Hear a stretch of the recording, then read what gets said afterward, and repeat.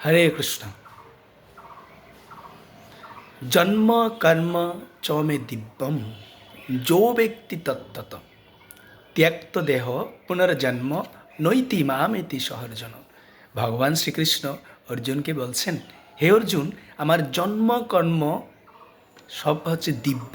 যে আমার জন্মকর্ম সম্পর্কে তত্ত্বতভাবে উপলব্ধি করতে পারবে, মৃত্যুর পর তার আর এই জগতে আসতে হবে না। তো ভগবানের জন্ম দিব্য। কেমন দিব্য?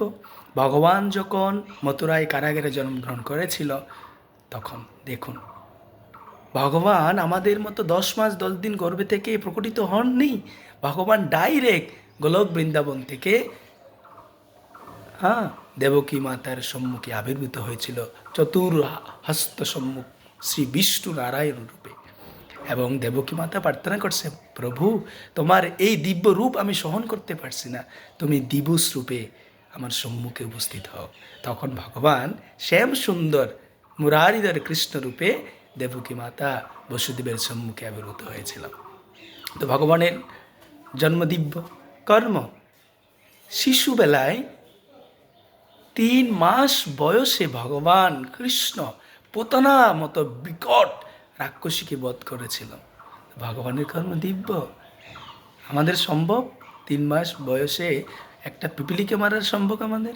কিন্তু ভগবান বৃহৎ রাক্ষসীকে বধ করেছিল। তিনিই ভগবান। এই জন্য ভগবানের তত্ত্ব সম্বন্ধে উপলব্ধি জানার জন্য সাধুসঙ্গের প্রয়োজন, শাস্ত্রের প্রয়োজন, সদ্গুরুদেবের প্রয়োজন।